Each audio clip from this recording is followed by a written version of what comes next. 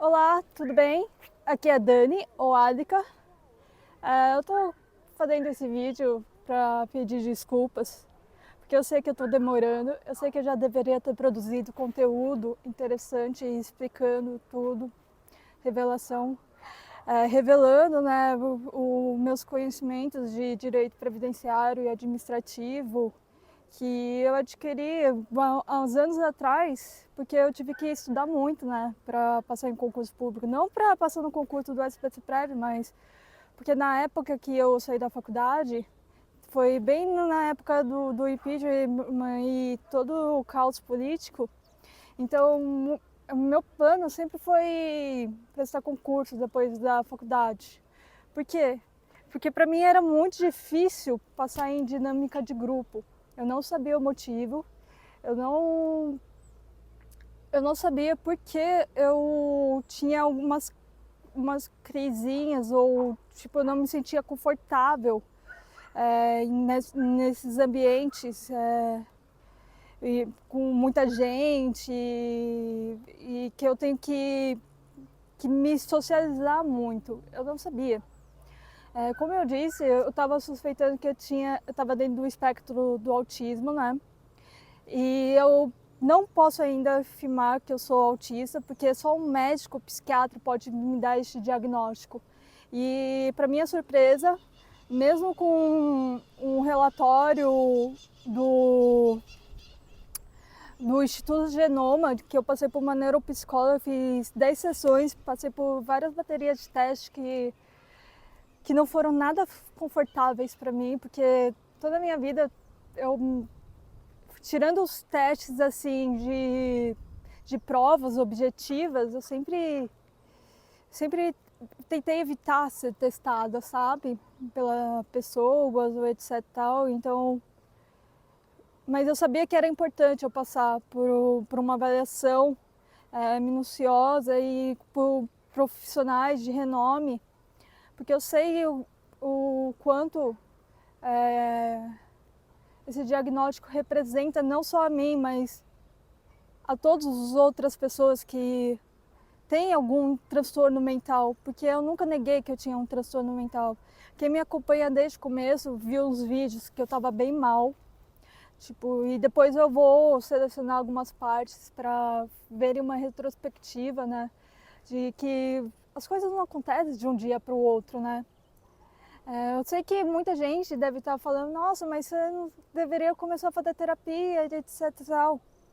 A questão de eu não procurar fazer terapia no momento é que eu não consigo nem conversar com meus amigos. Porque para mim, eu sei que é importante eu comunicar o que está na minha cabeça, que não é só, só uma questão da Previdência, é tipo uma questão de como a gente vê as relações de trabalho. E que é muito importante a gente mudar essa cultura do trabalho só pelo ganho financeiro, porque cada vez mais um planeta Terra está pedindo para isso. Cada vez mais a gente está vendo que se a gente não mudar o nosso pensamento de sociedade, a gente não tem como não viver em sociedade. A gente viu um vírus ali na China começar a ir, em um momento, paralisar a economia do mundo inteiro. A gente está muito interconectado, globalizado. E as guerras começou na Ucrânia com a Rússia, já está se alastrando para Israel e a Palestina. E vai. A desigualdade social é uma questão mundial agora. E para a gente poder fazer alguma coisa importante, a gente não pode continuar a, a, a abafar as pessoas do bem. Porque sim, eu também queria ficar na minha, eu também queria. Eu, meu laudo, meu relatório, aliás, meu relatório no Instituto Genoma mostra que eu sou compatível com, com a síndrome de Asperger ou é, o autismo do espectro do nível de 1 suporte, né? E eu fiz uns testes de QI também e eu não tenho problema de deficiência cognitiva em nenhum. Eu tenho uma inteligência muito mais abaixo da média, ou uma inteligência abaixo da média e outra uma média alta. Mas como tem o emocional também, né, e etc e tal, está sendo testado que é uma situação que para mim não é muito confortável, pode ser que sim, que eu tenha alguma... Mas assim, o resultado final, para mim era bem claro, que eu tenho... Já era mais ou menos o que eu tinha na minha vida baseado, sabe? Eu tenho uma média alta habilidade de enxergar as coisas num contexto mais amplo, uma flexibilidade na questão lógica. E por outro lado, eu tenho um controle inibitório que não vai ser tipo, não vai ser não vai ser surpreendente para ninguém um controle inibitório abaixo da média. Então, para mim é muito difícil eu controlar. Eu tenho abaixo da média o controle das minhas emoções, do meu pensamento. Então, eu sem querer falo, já falo, sabe? E isso, por um lado, é ruim. Por outro lado, por eu não conseguir controlar muito bem o que eu falo, tudo que eu falava, as pessoas sabiam que era, tipo, era real, sabe? Eu não estava querendo enganar ninguém quando eu falava as coisas na minha crise, porque eu nem tinha controle do que eu falava, sabe? E nisso eu posso dizer, tipo, independente do transtorno mental que seu filho, seu irmão, seu parente, seu amigo, independente do transtorno mental ou deficiência ou doença ou seja o que for, eu acho que amar é o principal ensino. Porque talvez se eu fosse agressiva, eu grito, né? Nas minhas crises eu aumento a minha voz. Mas eu nunca... quer dizer, uma vez que eu me lembro, na primeira série, eu tinha um amigo chamado Ícaro, primeira, segunda série, ou terceiro ano, terceira série, eu tinha um amigo do Ícaro. E ele brincava muito comigo, né? E me pentelhava. Sempre as pessoas que gostavam muito de me pentelhar, porque como eu saio, perco a minha cabeça muito rápido, então é fácil ficar me cutucando e aí eu fico já meio mal, sabe? Mas esse meu amigo, Ícaro, ele brincava comigo, não era tipo na maldade. Mas eu não lembro de uma vez que eu tava ali na sala de aula, tava indo pra minha cadeira e ele do nada, japonesa! Assim, querendo me dar um susto. Só que nisso eu reagi e, e derrubei ele e dei um chute nele. Ele ficou todo assustado e eu também falei, putz, Ícaro, desculpa, sabe? Mas tirando isso, eu não sou de agredir ninguém. Teve muitas vezes que eu pensei e fiquei muito revoltada, mas eu acho que me doeria muito se eu agredisse alguém fisicamente. Então eu acho que se eu tivesse comportamentos agressivos, talvez seja até por isso que os meninos são mais diagnosticados do que as meninas, né? Porque os meninos, eles ficam batendo, etc tal, brincam de lutinha e as pessoas já estranham mais um comportamento agressivo e procuram ajuda, né? Já a menina, ela é muito mais inibida desde pequena. Então eu sempre adotei estratégias para evitar o ambiente. Eu escuto diferente as coisas, eu tenho umas sensações diferentes, mas eu não sabia disso. Tipo, que as pessoas viam diferente de mim ou ouviam diferente de mim. Por exemplo, meu pai, ele vai ter que operar, né, do olho. E ele só foi procurar ajuda e quando ele não estava tendo dificuldade, e quando ele foi ver ali no médico, ele já tá cego de um olho. E, tipo, se ninguém falasse para ele que ele tá cego de um olho, ele não saberia que ele tá cego de um olho, entende?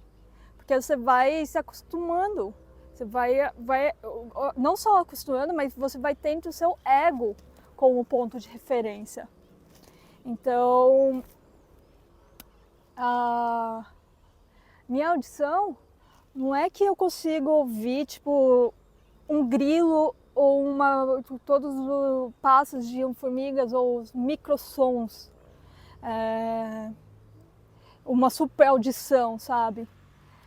Mas eu acredito que seja tipo uma dificuldade de filtro. Eu, eu acho que as pessoas filtram muito mais os ruídos. E eu, por processar mais as informações, ser mais sensível, eu tenho essa sobrecarga. Então, desde pequena, eu, eu buscava ficar com fone de ouvido. Eu sempre estava ouvindo música, etc. Tal. Ah, mas todo mundo ouve música, todo mundo. Mas a quantidade e o porquê é diferente na minha questão. Se eu for parar para olhar para mim e para os meus irmãos ouviam música no carro com aqueles amplificadores que eu detestava no carro para fazer farra, para se divertir com os amigos, etc. Tal. Mas eu ouvia música para não ouvir o meu ambiente. E, e eu não gostava de música tão alta. Então eu sempre procurei.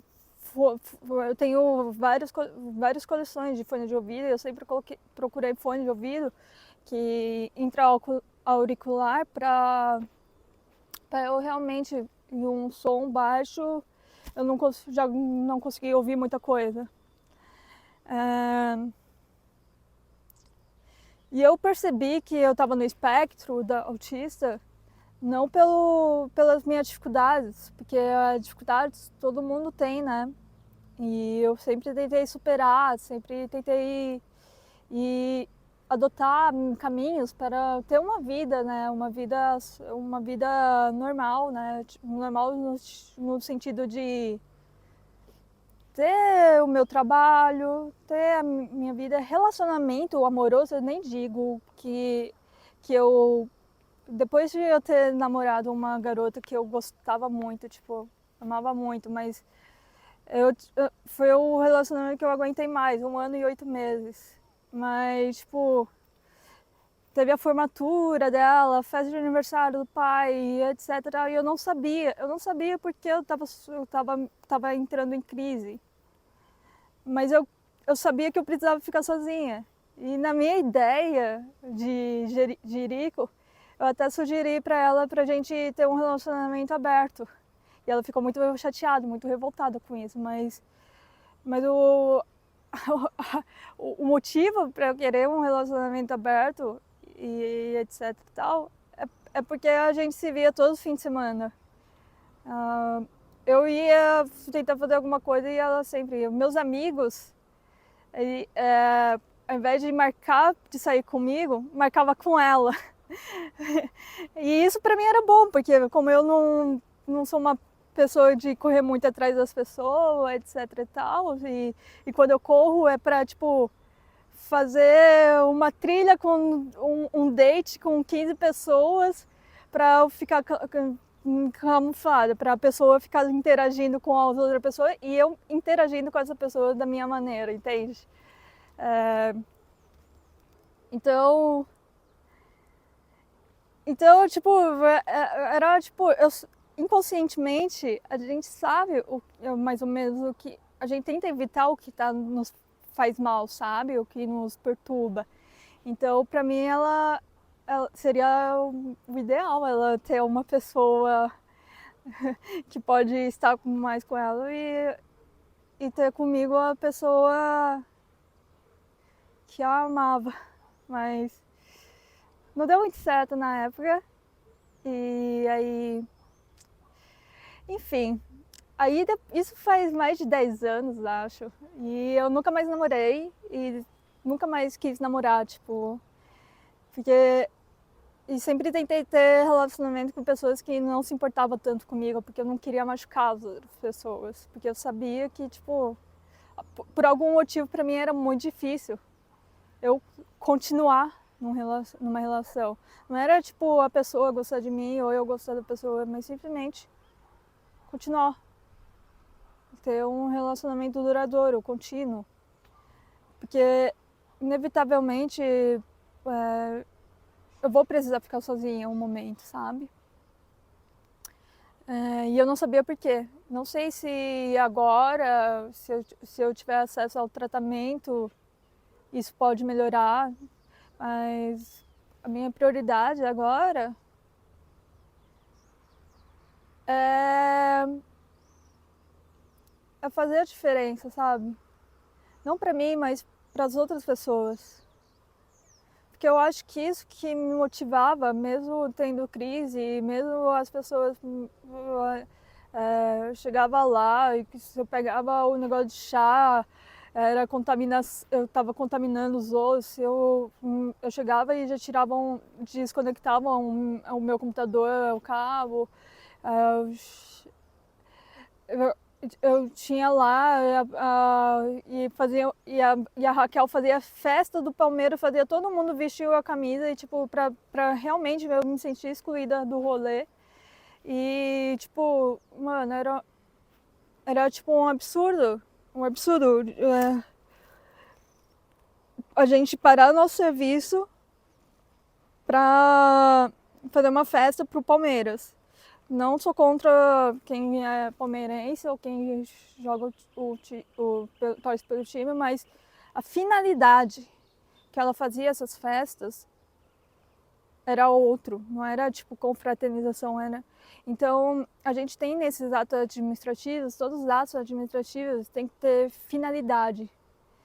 Se essa finalidade for diferente do ato, por exemplo, a minha exoneração, a finalidade do ato foi realmente me exonerar por incapacidade mental ou tinha outra finalidade embutida, considerando que eu trabalhei para a esposa do Marcelo, eu trabalhei para a Juliana, a esposa do Marcelo, e depois eu trabalhei para a Raquel, que era também é uma pessoa neurodivergente, que eu falei que ela tem dificuldade de sentir empatia e que é considerado, não sei qual termo seria correto para narcisismo, sociopata ou etc e tal, mas eu consigo mostrar que ela manipulava as pessoas e sabotava a própria esposa do Marcelo antes de eu entrar.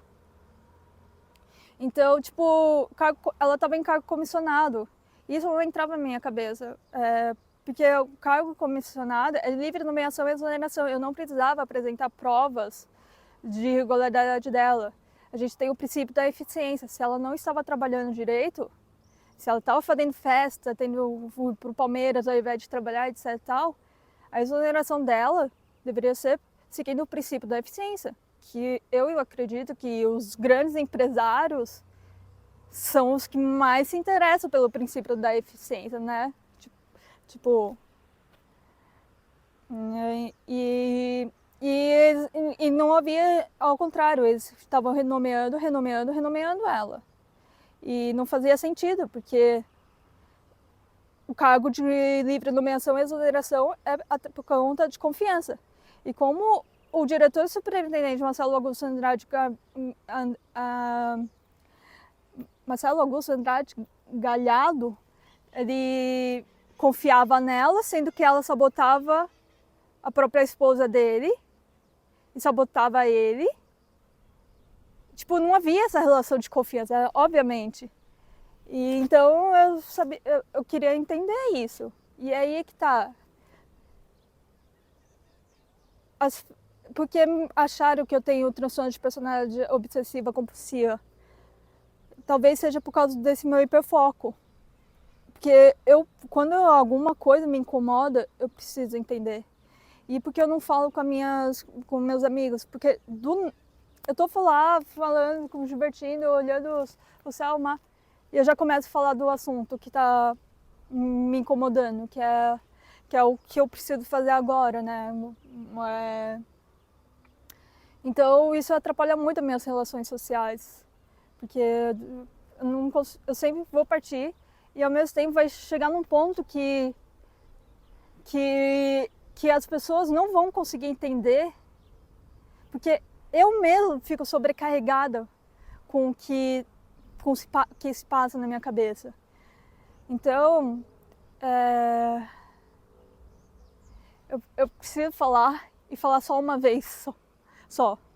E por isso que eu não posso fazer terapia, porque para mim vai ser muito difícil já falar para terapeuta. E se eu conseguir falar para terapeuta o que está passando pela minha cabeça, eu não vou querer falar para o mundo o que está passando pela minha cabeça. E aí que tá, eu sei que é importante falar para o mundo, para minha cabeça, mas ou eu falo errado e tipo eu ainda fico nessa de não querer que ninguém veja meus vídeos direito, ninguém entenda muito bem o que eu tô falando. Ou eu finalmente acerto, falo direito e as pessoas entendem o que eu quero falar, entendem o que eu fiz e o que eu vou fazer. Mas aí para isso as pessoas precisam me conhecer. E imagine uma pessoa que lutou muito na vida para ficar na tua, camuflada, tipo, só ter uma vida.